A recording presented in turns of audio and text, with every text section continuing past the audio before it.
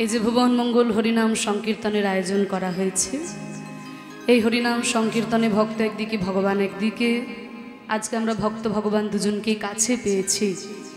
সেইখানে গৌর গোবিন্দের কথা রস আস্বাদন এ আমার বহু জন্মের সৌভাগ্য। যার কথা তিনি শুনছেন মহাপ্রভুর কৃপায়, রাধা গোবিন্দের কৃপায় এবং আপনাদের চরণ ধুলিতে এই অঙ্গনটি যেন আজকে মধুর বৃন্দাবনে পরিণত হয়েছে। ভাবনিধি আমার গৌর সুন্দর, যার অন্তে কৃষ্ণ আর বাহিরে গৌরাঙ্গ, ভাবরসে গড়া আমার গৌরাঙ্গ তনু, যার বাহিরে গৌরাঙ্গ আর ভিতরেতে কানু। রাধাকৃষ্ণ একই আত্মা, দুই দেহ ধরি অন্যন্যে বিলসে রস আস্বাদন করি। সেই দুই তনু এবে চৈতন্য গোসাই লীলারস আস্বাদিতে দোহে হইলে এক ঠাই। রাধা এবং কৃষ্ণ একই আত্মা, পৃথক নয়। সে দুটি দেহ এক হয়ে, দুটি দেহ মিলিত হয়ে সোনার বরণ গৌর হয়ে এসেছেন আমাদের এই সোনার নদিয়ায়। ভক্তের ভাবকে অঙ্গীকার করে তিনি আমাদের মাঝখানে অবতীর্ণ হয়েছেন। তা বাবা, আপনাদের মতো এই ভক্তের কাছে ভক্তির কথা পরিবেশন, কারণ ভক্তের কৃপাতেই ভক্তি লাভ সম্ভব। ভক্তের কৃপা না পেলে পরে ভক্তি লাভ সম্ভব নয়, কারণ স্বয়ং ভগবানও ভক্তি পাননি ভক্তের কৃপা ছাড়া। ভগবান মনে মনে চিন্তা করলেন, আমি তো ভগবান, আমাতে তো সব কিছুই রয়েছে, সর্ব ঐশ্বর্যের মালিক আমি। ঐশ্বর্যস্য বীর্যস্য যশস্য শ্রী ও জ্ঞান ও বৈরাগ্য, এই ছয়টি ঐশ্বর্য ভগবানের মধ্যে পূর্ণরূপে থাকতে হবে, তবেই কিন্তু তিনি ভগবান, তাছাড়া নয়।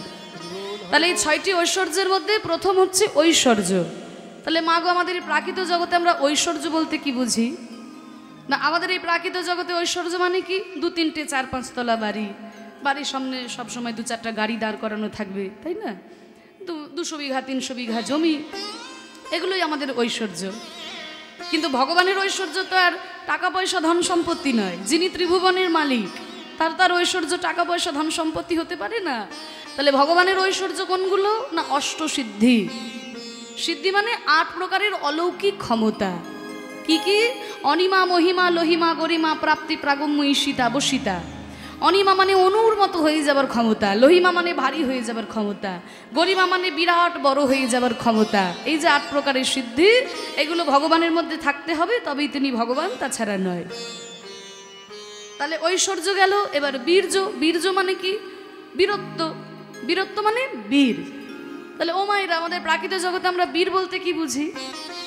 না, আমাদের এই জগতে দেখবেন যারা একেবারে মারামারি করে মুখ, তাই না, তারা হচ্ছে বীর। কিন্তু শুধুমাত্র মারামারি করে মুখ ফাটাতে পারলে তো আর বীর হওয়া যায় না। এই জগতে বীর সাধারণত 4 প্রকারের, যথা মল্লবীর, দানবীর, ধর্মবীর আর কর্মবীর। ওই যে যারা মারামারি করে মুখ ফাটিয়ে দিতে পারেন, তারা হচ্ছে মল্লবীর। ধর্মবীর, কর্মবীর আর দানবীর দেখবেন কোটি কোটি টাকার মালিক, কোটি কোটি টাকার মালিক, কিন্তু এই কীর্তনে চাঁদা চাইতে গেলে ছেঁড়া একটা 5 টাকার নোট হাতে ধরিয়ে দেয়। তারা কিন্তু জীবনেও কোনোদিন দানবীর হতে পারবে না। কিন্তু কিছুই নয়, বৈষ্ণবের সেবায় 500 টাকা দান করলাম, গোবিন্দ সেবায় লাগলো, বৈষ্ণব প্রাণ ভরে আশীর্বাদ করলো, এটা হচ্ছে দানবীরের লক্ষণ। তাই 4 প্রকারের বীরত্ব ভগবানের মধ্যে থাকতে হবে, তবেই তিনি ভগবান, তাছাড়া নয়। তাহলে ঐশ্বর্য গেল, বীর্য গেল, যশ সেটাও পূর্ণরূপে থাকতে হবে। শ্রী, শ্রী মানে হচ্ছে সৌন্দর্য। ভগবানের তার সৌন্দর্যের অভাব নেই। যার রূপে ত্রিভুবন মোহিত হয়ে যায়, তার তো রূপের অভাব নেই। জ্ঞান সেটাও রয়েছে। আর শেষ বা 6 নম্বর হচ্ছে বৈরাগ্য।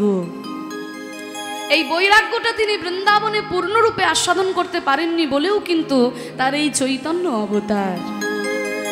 ভগবান মনে মনে ভাবলেন, আমাতে সব কিছুই রয়েছে, কিন্তু যেটা নেই বা একটু কম আছে বলে মনে হয়, সেটা হচ্ছে ভক্তি। তাহলে আমি ভক্তিটা কেমন করে পাবো? এবার দেখুন, ভগবানের যে ইচ্ছে হলো ভক্ত হবার, যার তার কাছে তো আর জিজ্ঞাসা করলে হবে না, শাস্ত্রের কাছে জিজ্ঞাসা করতে হবে। আজকে সকল শাস্ত্রকে দেখেছে, গীতা এসেছে, উপনিষদ, রামায়ণ, মহাভারত, ভাগবত, সবাই মূর্তি ধরে ধরে এসেছে, মূর্তিমান হয়ে এসেছে।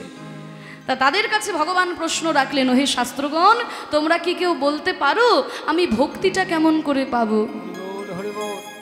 এবার সকল শাস্ত্র নীরব। ওরে বাবা, যিনি ভগবান সর্বজ্ঞ, তাকে আবার কি উত্তর দেব? সকল শাস্ত্র নীরব, কিন্তু একজন হাত তুলেছেন। যিনি হাত তুলেছেন তাকে আমরা সবাই চিনি, তিনি হচ্ছেন সকল শাস্ত্র শিরোমণি শ্রীমদ্ ভাগবত।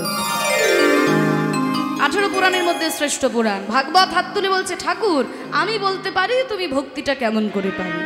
ঠিক আছে ভাগবত তুমি বলো। বলেন, না প্রভু, আগে আপনি আমাকে অভয় দিন, তারপরে বিধান দেব, তাই না? আমি কিছু একটা বিধান দিলাম, আপনার ভালো লাগলো না, আমাকে যদি অভিশাপ দিয়ে দেন তখন মুশকিল। আগে অভয় দিন, তারপরে বিধান দেব। ঠিক আছে ভাগবত, তোমাকে অভয় দিলাম, এবার তুমি বিধান দাও। বলে, গোবিন্দ বিধান তো কখনো দুই প্রকারের হয় না, বিধান তো সবসময় এক রকমেরই হয়, সবার জন্য বিধান, কিন্তু আইন কিন্তু একই রকম। তাহলে ভক্তদের জন্য তুমি তো বিধান দিয়েই রেখেছো, ভক্তদের জন্য তুমি যে বিধানটা দিয়েছো, তোমার ক্ষেত্রে সেই বিধানটা কেন আলাদা হবে?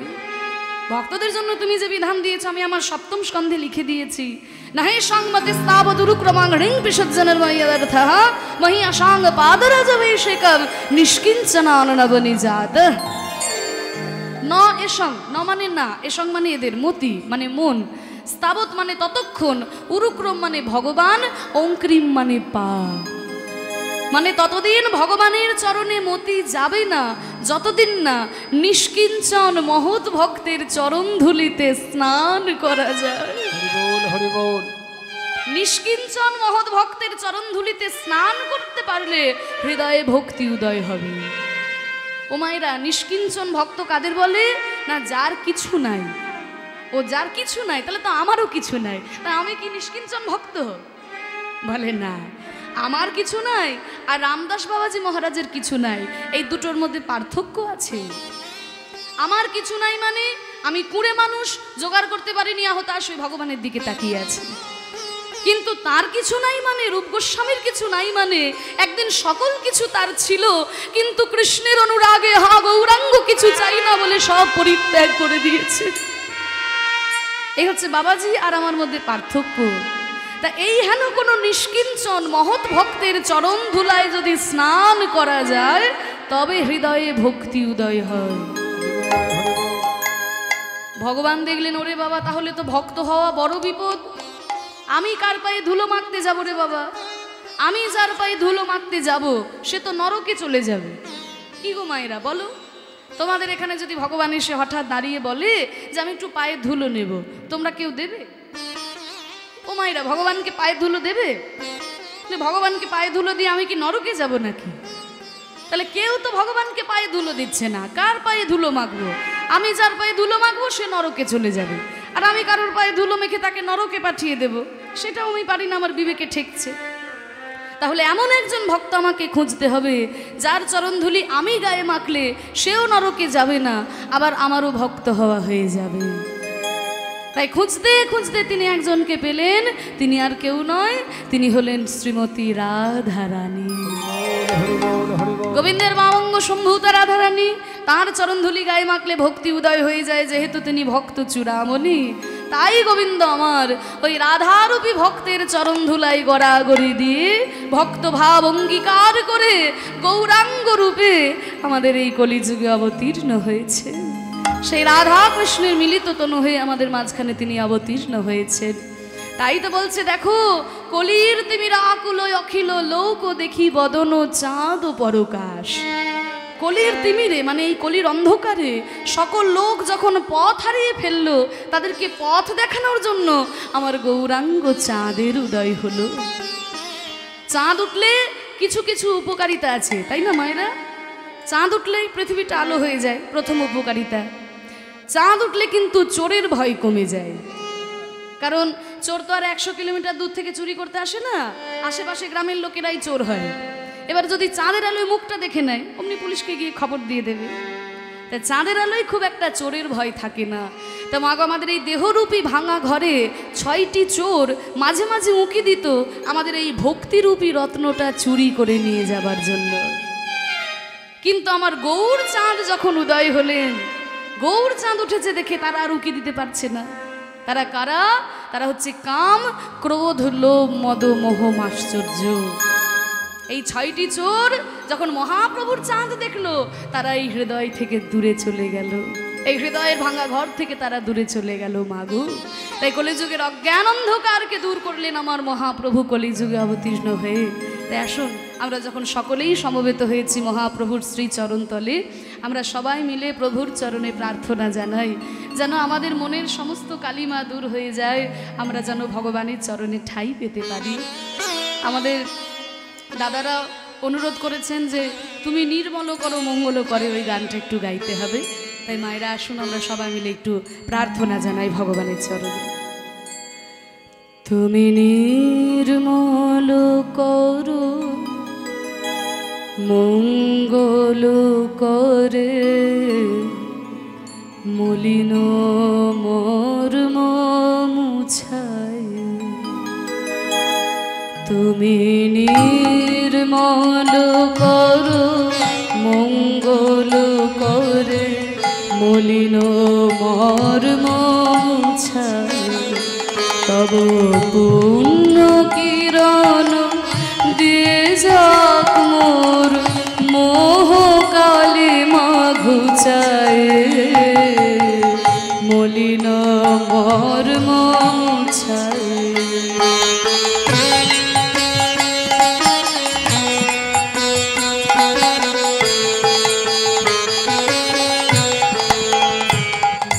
দেখুন এই গানটা আমাদের সবার শোনা, সবার মুখস্থ। কি গো মায়েরা, ছোটবেলা থেকে আমরা এই গানটা শুনে শুনে বড় হয়েছি, কিন্তু গানটা শুনলে হবে গানের মানেটা আমাদের হয়তো অনেকের জানা নেই, অন্তর্নিহিত অর্থটা।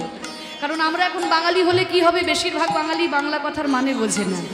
বাঙালি এখন ইংরাজি কথার মানে ভালো বোঝে, বাংলার মানে বুঝতে পারে না। বিশেষ করে সাহিত্যের বাংলা যেগুলো, সেগুলো তো আরোই বুঝতে পারি না। তা আমি একটু ব্যাখ্যাটা করে দিচ্ছি, পরে যখন এই গানটা শুনবেন যেন প্রত্যেকটি কথা হৃদয়ে গাঁথা থাকে। কি বলছে দেখুন, তুমি নির্মল করো, নির্মল করা মানে পরিষ্কার করা, মঙ্গল করে, কর মানে হাত। তোমার মঙ্গলময় হাত দিয়ে তুমি পরিষ্কার করো। কি পরিষ্কার করবে না, মলিন ও মর্ম মুছায়। মলিন মানে ময়লা, মর্ম মানে অন্তর। আমার এই ময়লা মনকে, আমার এই ময়লা অন্তরটাকে তোমার মঙ্গলময় হাত দিয়ে তুমি পরিষ্কার করে দাও ঠাকুর। আমি অনেক চেষ্টা করেছি আমার এই ময়লা মনকে পরিষ্কার করার, আমি পারি নাই। তাই আমি তোমার কাছে ছুটে এসেছি, শুনেছি তুমি নাকি মঙ্গলময়। তা সেই মঙ্গলময় হাত দিয়ে আমার এই ময়লা অন্তরকে তুমি নিজে পরিষ্কার করে দাও ঠাকুর। তব পুণ্য কিরণ দিয়ে যাক মোর মোহ কালিমা ঘুচায়। তব পুণ্য কিরণ দিয়ে যাক মোর মোহ কালিমা ঘুচায়। দেখবেন সকালবেলায় সূর্য ওঠার আগেই কিন্তু চারিদিকটা আলো হয়ে যায়। ঠিক তেমনি হে প্রভু, আমার এই মনের মধ্যে কাম ক্রোধ লোভ মদ মোহ আশ্চর্য হিংসা ছল জোচ্চুরি জুয়া বিদ্বেষ, এই সমস্ত কিছু ময়লায় যে আমার মনকে ভরে দিয়েছে ঠাকুর, তুমি আমার হৃদয় আকাশে উদিত হওয়ার আগেই যেন আমার এই মন থেকে অজ্ঞানতার অন্ধকার দূর হয়ে যায় ঠাকুর। তব পুণ্য কিরণ দিয়ে যাক মোর মোহ কালিমা ঘুচায়, মলিন মর্ম মুছায়।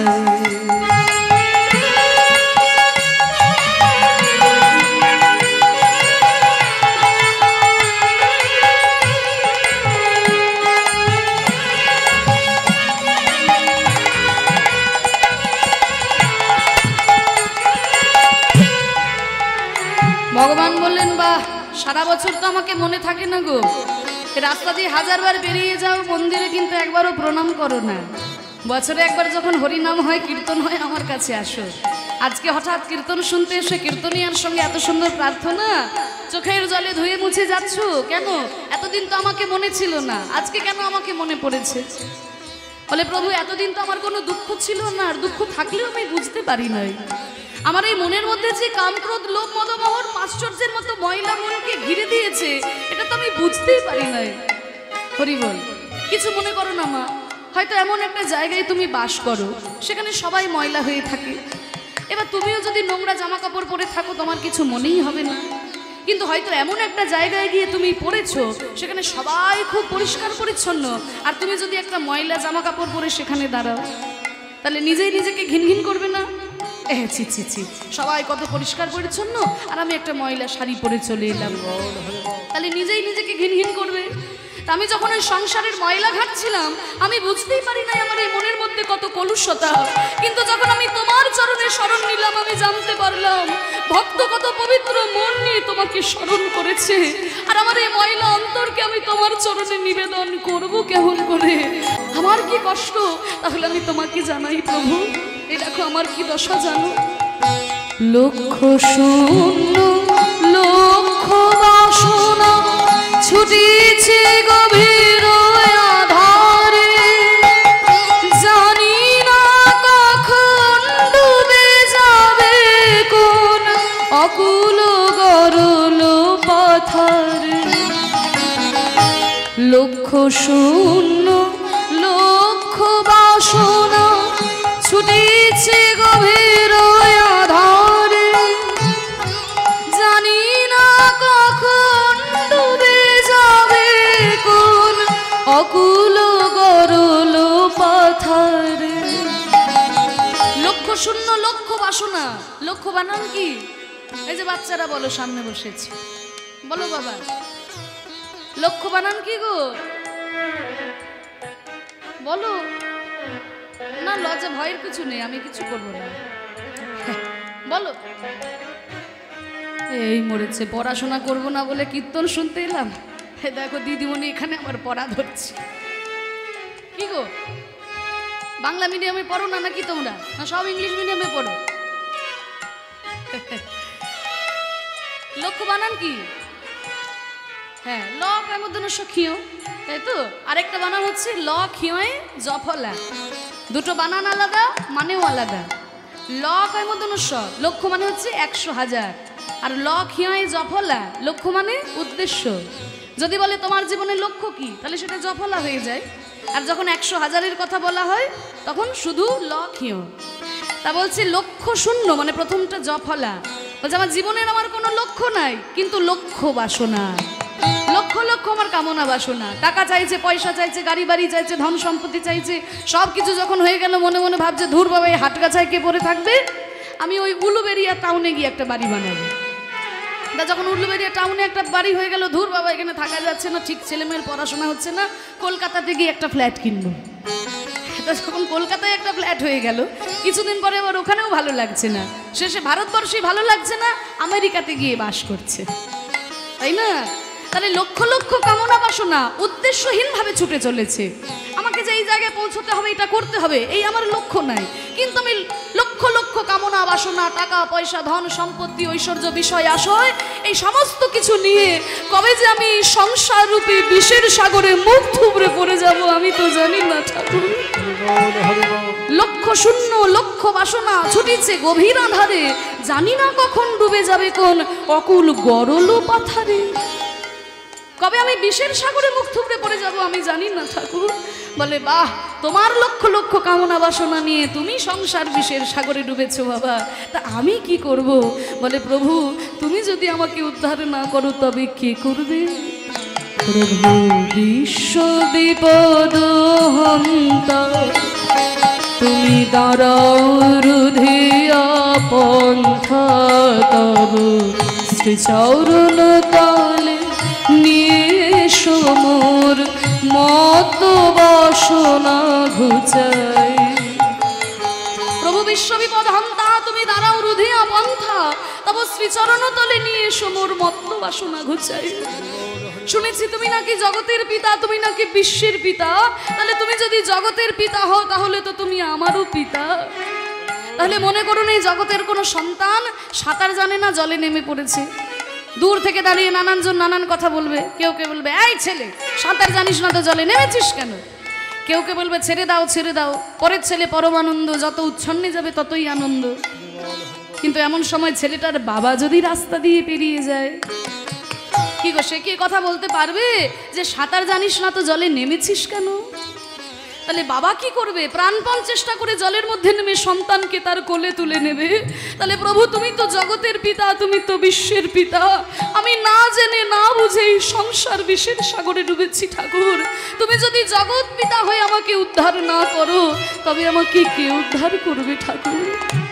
প্রভু বিশ্ব বিপদ হন্তা, তুমি দাঁড়াও রুধিয়া লইয়া পন্থা তব শ্রীচরণ তলে নিয়ে সমুর মত বাসনা ঘুচায় মলিন মর্ম মুছায়।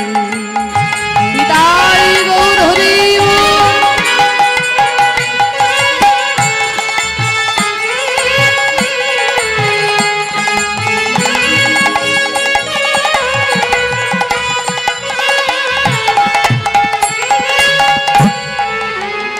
ভগবান বলছেন বা তোমরা কলিযুগের মানুষ তো যখন আমাকে ভক্তি দিয়ে বাঁধতে পারো না তখন যুক্তি দিয়ে বেঁধে দাও, যখন দেখো ভক্তি দিয়ে পারছো না তখন যুক্তি দিয়ে বেঁধে দাও। হ্যাঁ, বেদান্ত দর্শনে আমি বলেছি আমি সবার পিতা, সবাই আমার সন্তান, ঠিক আছে আমাকে না হয় তোমরা বাবা বলছো, আমি তো তোমাদের উদ্ধার করবোই, কিন্তু তোমরা যে আমাকে বাবা বলছো বাবার খোঁজ খবর রেখেছো তো? কি গো, বাবা বললে বাবার খোঁজ খবর রাখতে হবে। তা আমি কোথায় থাকি তোমরা জানো? বলে জানবো না, এই তো কীর্তন শুনে শুনে সব মুখস্থ করেছি। তাহলে কোথায় থাকি বলো? এই তো রামচন্দ্র থাকে অযোধ্যায়, কৃষ্ণ থাকে বৃন্দাবনে, মহাপ্রভু রয়েছে নবদ্বীপে, জগন্নাথ রয়েছে পুরী ধামে। আরো শুনবে, আছো অনুলয় নীলে চিরনভ নীলে ভূধর সলিলে গহনে আছো বিটো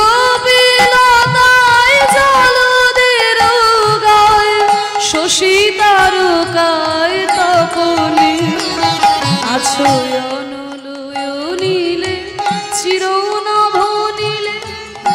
অনল অনিলে, অনল মানে আগুন, অনিল মানে বাতাস, তাহলে আগুনেও আছো বাতাসেও আছো। চির নভ নীলে মানে ওই আকাশের চির নীলেও তুমি আছো। ভূধর মানে পর্বতেও আছো, সলিল মানে জলের মধ্যেও আছো, আর গহনে মানে জঙ্গলের মধ্যেও রয়েছো। আছো বিটপি লতায়, বিটপি মানে গাছ, গাছের মধ্যেও আছো, লতা পাতাতেও আছো, জলদের গায়ে মানে মেঘের গায়েও তুমি আছো। শশী তারকায় মানে চাঁদের মধ্যেও আছো, গ্রহ তারকাতেও তুমি আছো, আর তপনে মানে ওই সূর্যের মধ্যেও তুমি রয়েছো। আছো অনলয় নীলে চিরনভ নীলে ভূধর সলিলে গহনে আছো বিটপি লতায় জলদের গায় শশী তারকায় তপনে। বাহ, এত সুন্দর আমার খোঁজ খবর রেখেছো। আমি কোথায় থাকি তা তো তুমি সবই জানো, তাহলে তুমি যখন সবই জানো তাহলে তোমার দুঃখ কিসের? আমাকে ধরতে পারছো না কেন? আমি কোথায় থাকি তুমি তো সবই জানো, তাহলে ধরতে পারছো না কেন? বলে প্রভু তোমাকে ধরবো কি করে? আমি নয়নে বসন বাঁধিয়া বসিয়া ধারে মরে গো কাঁদিয়া। হে প্রভু, আমি জানি আমার চারপাশে আমি যা কিছু দেখছি, যা কিছু অনুভব করছি, সমস্ত কিছুতে তুমি রয়েছো ঠাকুর, কিন্তু আমি তোমাকে ধরবো কি করে? আমার এই চোখের মধ্যে যে অজ্ঞানতার ময়লা গামছা বাঁধা, অজ্ঞানতার অন্ধকার আমার চোখে, আমি তোমায় ধরবো কেমন করে? বুঝতে পারছেন না তো? একটা উদাহরণ দিই, আপনাদের কাছে ব্যাপারটা পরিষ্কার হবে, বলেই অংশটা শেষ করছি। একজন ব্রাহ্মণ ঠাকুরমশাই ছিল, বুঝলেন তো? ও মায়েরা মন দিয়ে শোনো, একজন ব্রাহ্মণ ঠাকুরমশাই ছিল। তা সেই ঠাকুরমশাই খুব শিব ঠাকুরের ভক্ত, শিবের পুজো ছাড়া কারোর পুজো করে না, কিন্তু সারা বছর ভিক্ষা করে খায়, সারা বছর ভিক্ষা করে খায়। তা একদিনকে মা পার্বতী শিব ঠাকুরকে বলছে, স্বামী এই ব্রাহ্মণ আপনার এত ভক্ত, কিন্তু এ কি সারা বছর ভিক্ষা করে খায়, আপনি তো ওকে কিছু দিয়ে দিতে পারেন। কি দেব পার্বতী? আর কিছু হোক না হোক অন্তত 10 কেজি সোনা দিয়ে দিতে পারেন। 10 কেজি সোনা? ও মায়েরা, এখন তো 10 গ্রামে 80,000 পেরিয়ে গেল, তাই না? তা 10 কেজি সোনা দিলেই ঝামেলা মিটে যায়। শিব ঠাকুর বলছে, শোনো পার্বতী, আমি দিলেও যে ওর কপালে সইবে না। এই তো না দিয়েই বলছেন সইবে না, আগে দিয়েই তো দেখুন। ঠিক আছে, আমি না হয় কিছু দিতে পারছি না, আমি তো ভিখারি মানুষ, কিন্তু তুমি তো অন্নপূর্ণা, আমি যদি ওর বাবা হই, তুমি তো ওর মা, তা তুমিই দিয়ে দেখো ওর কপালে সয় কিনা। ঠিক আছে, আপনি না দিলে আমিই দেব। এই বলে করেছে কিনা, যে রাস্তা দিয়ে ব্রাহ্মণ ভিক্ষা করে আসে, ওই মোড়ের মাথাতে 1 লরি হিরে ফেলে দিয়েছে। 1 লরি হিরে। এবার যখনই ওই ঠাকুরমশাই হিরেগুলো দেখতে পাবে, ব্যাস জীবন বদলে যাবে। এই বলে তো মা পার্বতী ওই রাস্তায় হিরে ফেলে দিয়ে চলে গেছে, আর ব্রাহ্মণ ওই রাস্তা দিয়ে আস্তে আস্তে মনে মনে চিন্তা করছে, ধুর বাবা, সারা বছর ভিক্ষা করে খাই, কোনোদিন কেউ ভিক্ষা দেয় কেউ ভিক্ষা দেয় না, আজকে আমি বরং একটু একটু অন্ধ সেজে ভিক্ষা করে দেখি কেউ আমাকে ভিক্ষা দেয় কিনা। আজকে একটু অন্ধ সেজে ভিক্ষা করি। এ বলে কাঁধে ছিল একটা ময়লা গামছা, ওই গামছাটাকে চোখের মধ্যে বেঁধে নিয়ে অন্ধ সেজে রাস্তা দিয়ে যাচ্ছে। এবার ওই মা পার্বতী হিরে ফেলে রেখেছিল না রাস্তার মধ্যে, আর হিরেগুলো পায়ের মধ্যে ঠেকেছে, কিন্তু ঠেকলে কি হবে, চোখে তো গামছা বেঁধে নিয়েছে, দেখতে তো পাচ্ছে না হিরে নাকি।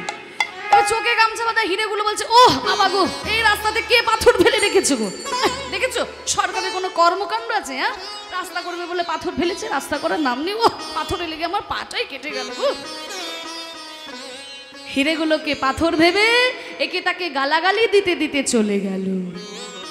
তাহলে দেখুন, মা পার্বতী হিরে ফেলে রাখলো, ব্রাহ্মণ দেখতে পেল না। দেখতে পাবে কেমন করে? চোখের মধ্যে তো ময়লা গামছা বাঁধা রয়েছে। তাহলে আমাদের এই দশাটাও তেমন হয়েছে মাগো। আমরা জানি আমাদের চারপাশে আমরা যা কিছু দেখছি, যা কিছু অনুভব করছি, সব কিছুতেই ভগবান আছেন, কিন্তু আমরা তাকে ধরবো কেমন করে? আমাদের এই চোখের মধ্যে যে অজ্ঞানতার অন্ধকার, এই অন্ধকার যদি ভগবান নিজে দূর করে না দেন, আমরা তাকে ধরবো কেমন করে? নিতাই গৌর হরি বল। আমি নয়নে বসন বাঁধিয়া বসিয়া ধারে মরি গো কাঁদিয়া, আমি দেখি নাই কিছু, বুঝি নাই কিছু, দাও হে দেখায় বুঝায়, মলিন ভর মুছায়।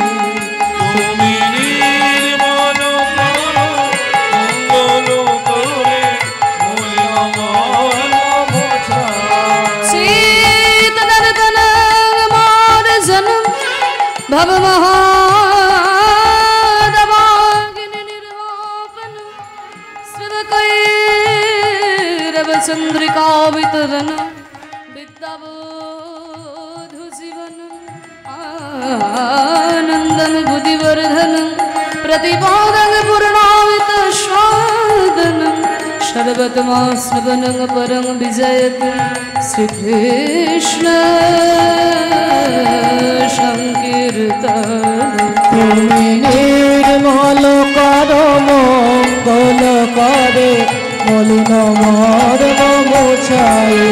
তুমি নির্মল কর মঙ্গল করে, মলিন মর্ম মোছায়। নিতাই গৌর প্রেমানন্দে হরি বল, হরি বল। আমরা প্রভুর শ্রীচরণে প্রার্থনা জানালাম যেন আমাদের মনের কালিমা দূর হয়ে যায়, আমরাও যেন তার চরণে ঠাঁই নিতে পারি। তাহলে গৌর চাঁদ যদি কারোর এই হৃদয় আকাশে উদিত হয় মাগো, তার হৃদয় থেকে যে অজ্ঞানতার অন্ধকার দূরে চলে যায়। আচ্ছা, চাঁদ উঠলে কিন্তু আরও উপকারিতা আছে। চাঁদ উঠলে শালুক ফুল ফোটে, যেই শালুক ফুল ফোটে অমনি যত ভ্রমরের প্রাদুর্ভাব হয়। আর দেখুন, যখন গৌর চাঁদ উদিত হলো, আপনাদের মতো ভক্তরূপী ভ্রমর তারা সবাই ছুটে ছুটে যেতে লাগলো নবদ্বীপে। আর দেখুন, চাঁদ উঠলে তো চকরেরও আনন্দ হয়। তাদের আনন্দটা কোথায়? না, চাঁদ থেকে একরকম অমৃত ঝরে, তাই পান করে ওই ভক্তরূপী চকর। বয়ানক হাসো সুধাও করো রে ক্ষণে,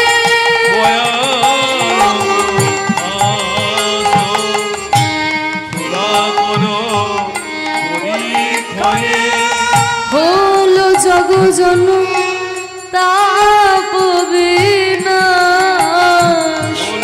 জগজন তাপ বিনাশ, জীবের ত্রিতাপ জ্বালা গেল দূরে, ত্রিতাপ জ্বালা গেল দূরে। গোড়ার হাসি আমিয়া পান করে, ত্রিতাপ জ্বালা গেল দূরে। ওই হাসিয়া দিয়া পান করে, জীবের ত্রিতাপ জ্বালা গেল দূরে। হলো জগজন তাপ বিনাশ। ওই জগজন তাপ বিনাশ। তখন মহাপ্রভু মনে মনে চিন্তা করলেন, আমি তো 24 বছর বয়সে এই নবদ্বীপ ছেড়ে চলে যাব, কিন্তু তারপরে বাংলায় ভক্তি রক্ষা করবে কে? তাই মহাপ্রভু নিজে বিভিন্ন গ্রামে গ্রামে বিভিন্ন ভক্তরূপী কল্প বৃক্ষ রোপণ করে গেছেন। আহা ভক্ত কল্প তরু অন্তরে অন্তরে, ভক্ত কল্প তরু অন্তরে অন্তর, ভক্ত কল্প তরু অন্তরে অন্তরে, ভক্ত কল্প তরু অন্তরে অন্তর, রূপলি রূপহি ঠাম রে, রূপলি রূপহি ঠাম রে, আহা যা পরু ছায়ে সুরাসুর নারী নর, যা পর ছায়ে সুরা পড়া নারী নরে, যা পরু ছায়ে সুরাসুর নারী নর, পুরাল নিজ নিজ কাজ, পুরাল নিজ নিজ কাজ, মনোবাসনা হলো পূরণ, মনোবাসনা হলো পূরণ, মনোবাসনা হলো পূরণ, মনোবাসনা হলো পূরণ, ভক্ত কল্প তরুর লয়ে শরণ, মনোবাসনা হলো ওই পূরণ, কল্প তরু লয়ে শরণ, মনোবাসনা হলো পূরণ, পুরাল নিজ নিজ ওই কাজ। পুরাল নিজ নিজ কাজ। তা দেখুন মহাপ্রভু যে শুধু গাছ পুঁতে পুঁতেই ক্ষান্ত তা নয়, মহাপ্রভু যে শুধু গাছ পুঁতে পুঁতেই চলে গেছেন তা নয় গো। মহাপ্রভু যখন ছিলেন সকলকে একটা করে হাতি দিয়েছিলেন গো, হাতি। হাতি হাতি হ্যাঁ ও মাইরা, মহাপ্রভু সবাইকে একটা করে হাতি দিয়েছিল। তারপর অনেকে মনে মনে ভাবে তাহলে মহাপ্রভুর সময় নবদ্বীপে এলেই ভালো হতো, একটা করে হাতি সোজা কথা নাকি?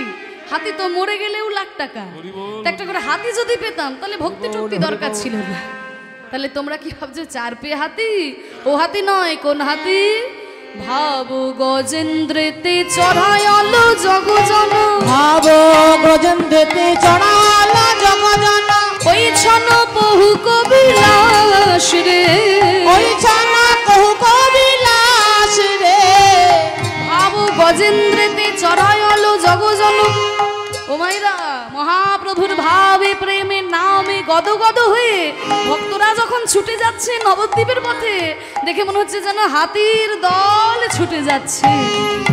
ভাব গজেন্দ্রেতে চড়ায়ল জগজন, এ ভাব গজেন্দ্রেতে চড়াল জগজন, আহাই ওই ছন বহু কবিলাস রে, ওই ছানা কহু কবিলাস রে, ভাবে প্রেমে মত্ত হয়ে ছুটে চলেছে সবাই ওই নবদ্বীপের পথে। যখন যাচ্ছে দেখে মনে হচ্ছে যেন হাতির দল মহাপ্রভুর দিকে ছুটে যাচ্ছে।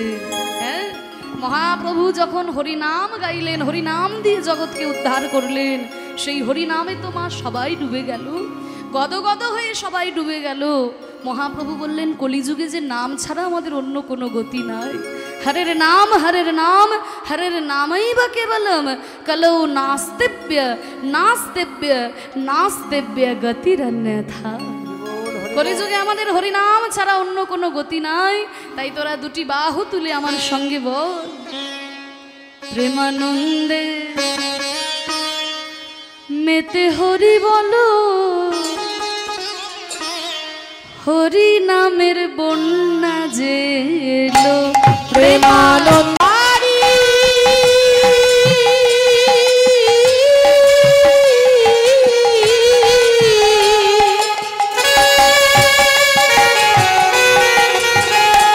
ও তার তরঙ্গ ভারী,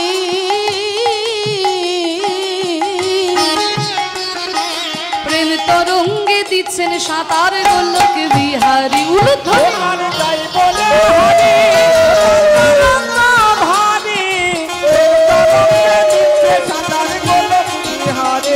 বোঝা যায় বলি হারি, ও তার তরঙ্গ ভারী, প্রেম তরঙ্গে দিচ্ছেন সাঁতার গোলক বিহারী। ও তার সঙ্গে প্রভু হরি বল বলে রে, সঙ্গে প্রভু হরি বল বলে রে, সঙ্গে প্রভু, সঙ্গে প্রভু নিত্যানন্দ পাথালে সাঁতার দিল, সঙ্গে প্রভু নিত্যানন্দ পাতালে সাঁতার দিল। হরি নামের বন্যা যে এলো, প্রেমানন্দে মেতে হরি বলো, হরি নামে বন্যা যে এলো,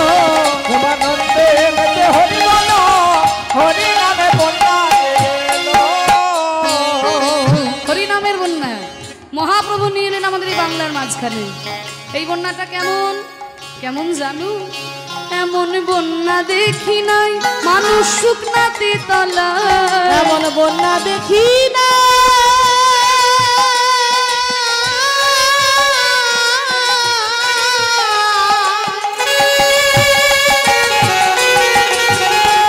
মানুষ শুকনাতে তলা,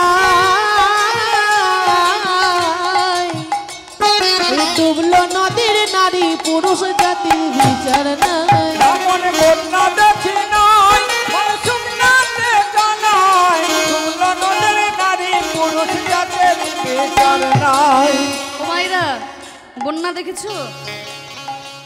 তোমাদের হাটগাছায় বন্যা হয় নাকি? হয় না?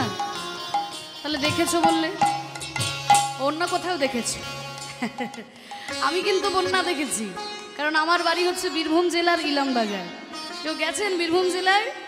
জয়দেবের মেলা, তারাপীঠ, শান্তিনিকেতন, কি গো? হ্যাঁ, এবার অনেকেই ঘাড় নাড়াচ্ছে। যাই হোক, তা আমার বাড়ি হচ্ছে বীরভূম জেলার ইলামবাজার, মানে অজয় নদীটা পেরোলেই ইলামবাজার।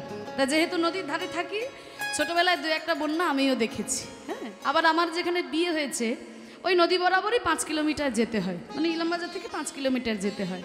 তা সেইখানে আবার নদীর জল কিন্তু একেবারে গ্রামের ভিতরেই চলে আসে। আমাকে এখনও যদিও প্রকোপে পড়তে হয়নি, তবে শুনেছি নাকি বন্যা সেখানে খুব তাণ্ডব করে। আর তার জলের সঙ্গে আমার খুব ভালো সম্পর্ক হয়েছে, বুঝলে মাগো। আবার আমার যিনি কর্তা, উনি আবার আছেন মার্চেন্ট নেভিতে। তা ওনাকে আবার ওই 6 মাস জাহাজে জলেই থাকতে হয়। হরিবল। তা জলের সঙ্গে আমার খুব ভালো সম্পর্ক হয়েছে আর কি। তা যে কথাটা বলছিলাম, যে বন্যা আমিও দেখেছি, তোমরা না দেখলেও মোটামুটি শুনেছো, টিভিতে দেখেছো। কিন্তু এমন কি কোথাও কোনো বন্যা দেখেছো নাকি বন্যার কথা শুনেছো যেখানে জলই নাই অথচ মানুষ তলিয়ে যাচ্ছে? এরকম বন্যার কথা শুনেছো নাকি? ও মাইরা, যে জল নাই মানুষ তলিয়ে যাচ্ছে।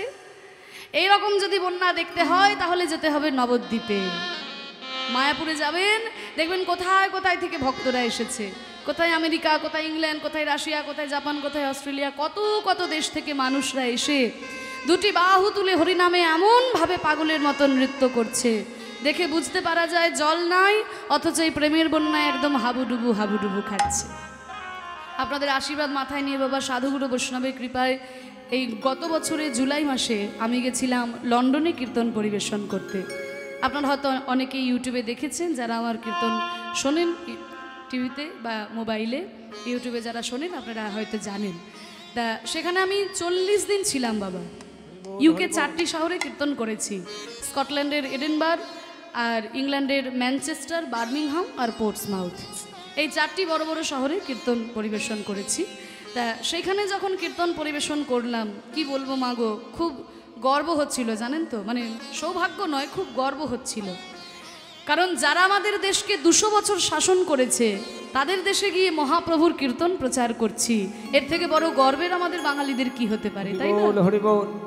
তা দেখুন, বাঙালি যারা রয়েছেন, হ্যাঁ, তারা তো হরিনাম করছে, কৃষ্ণ নাম করছে, কিন্তু জানো তো ওই দেশের কত সাদা মানুষ, তারাও কিন্তু তিলক সেবা করে, গলায় তুলসীর মালা পরে, ধুতি চাদর গলায় দিয়ে, খোল কর্তার সঙ্গে নিয়ে এমনভাবে পাগলের মতো হরিনামে নৃত্য করছে, ধুলাই লুটিয়ে গড়াগড়ি দিচ্ছেন। খুব অবাক লাগছে দেখে, যে যারা আমাদেরকে মদ খাওয়া শেখালো, যারা আমাদেরকে সিগারেট খাওয়া শেখালো, যারা আমাদেরকে প্যান্ট শার্ট পরা শেখালো, তারা সব কিছু ছেড়ে দিয়ে হা গৌর কিছু চাই না বলে, হা নিতাই কিছু চাই না বলে ধুলাই লুটিয়ে গড়াগড়ি দিচ্ছে। মহাপ্রভু বলেছিলেন, পৃথিবীতে আছে যত নগরাদি গ্রাম, সর্বত্র প্রচার হবে আমার হরে কৃষ্ণ নাম। মহাপ্রভুর এই বাণী যেন আজকে সত্যি হয়ে উঠেছে। পৃথিবীর গ্রামে গ্রামে কোনায় কোনায় হরিনামে সবাই ডুবে গেল, জল নাই অথচ এই প্রেমের বন্যায় সবাই হাবুডুবু হাবুডুবু খাচ্ছে। তাই তো বলছে, এমন বন্যা দেখি নাই মানুষ শুকনাতে তলায়, এমন বন্যা দেখি নাই মানুষ শুকনাতে তলায়, ডুবলো নদীর নারী পুরুষ জাতির বিচার নাই। এমন বন্যা দেখি নাই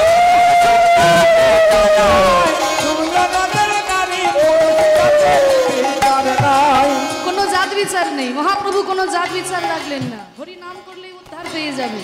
শুধু জাত বিচার নাই তা নয়, ধর্মেরও বিচার রইল না। তাই তো দেখো, ওই হরিদাস হরিবল বলে রে, হরিদাস হরিবল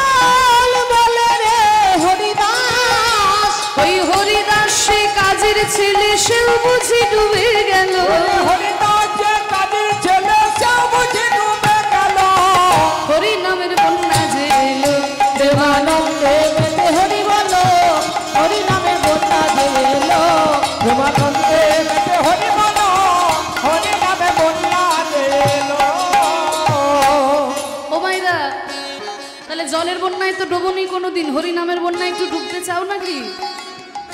ও পেছন দিকের মাইরা, হরি নামে ডুবতে চাও? সত্যি বলছো? তা ঘাড় নাড়ালে হবে না, একটা কাজ করতে হবে। করবে তো? ওই দেখো মা আগেই করে দিয়েছে কাজ। সবাই মিলে দুটো হাত তুলো দেখি। তুলুন, নামাবেন না। বাবারা মায়েরা সবাই তুলুন। দাঁড়িয়ে আছেন, বসে আছেন, ওই দূরে দাঁড়িয়ে আছেন, তুলুন তুলুন। যে হাত না তুলবেন আমি কিন্তু আঙুল দেখে দাঁড় করিয়ে দেবো। আর যার হাত নাই, যার হাত নাই তার তোলার দরকার নেই। মহাপ্রভু যাদের দুটো হাত দিয়েছেন, তুলুন, সবাই তুলুন, নামাবেন না। বাহ, এবার করো তালি।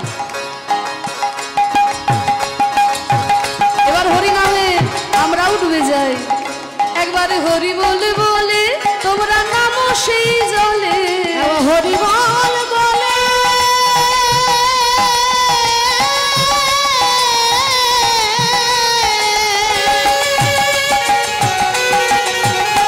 তোমরা নামো সেই জলে।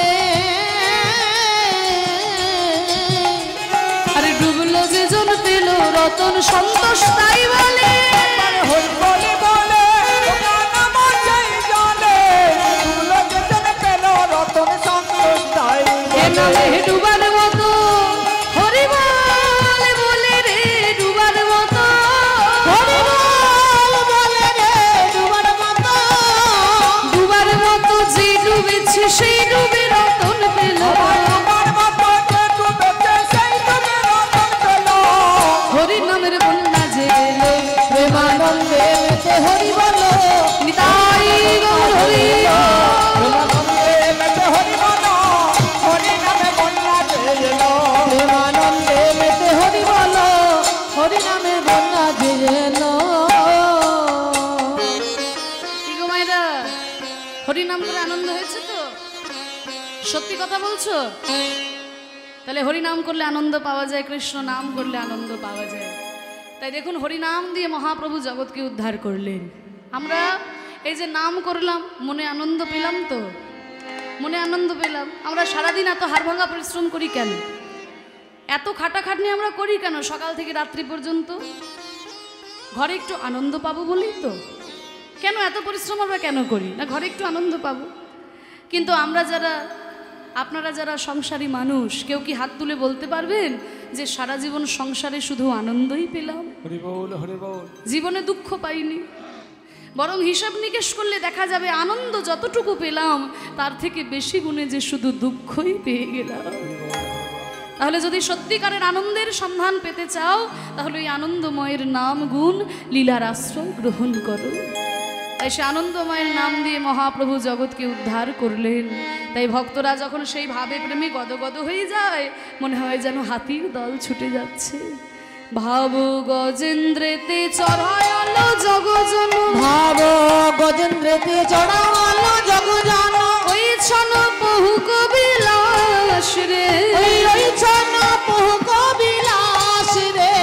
কিন্তু আমার কপাল খারাপ ও মা, আমি সংসার কালো কুটো বেশি রবধন।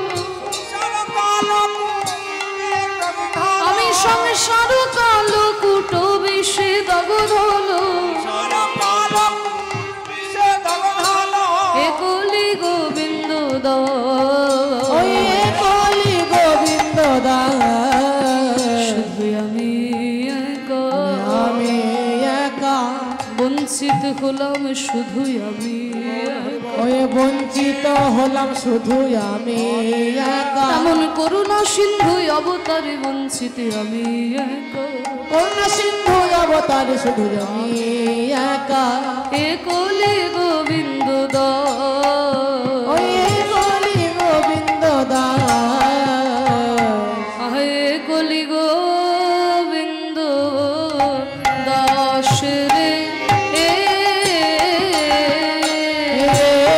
কলি গোবিন্দ দাস রে,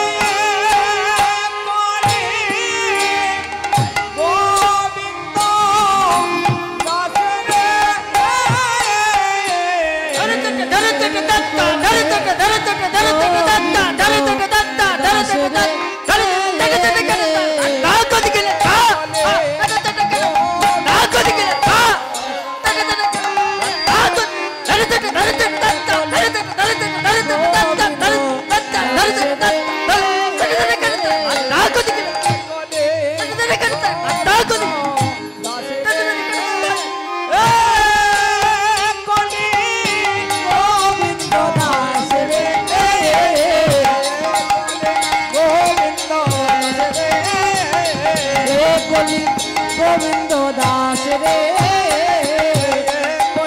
গোবিন্দ দাস রে এ কলি গোবিন্দ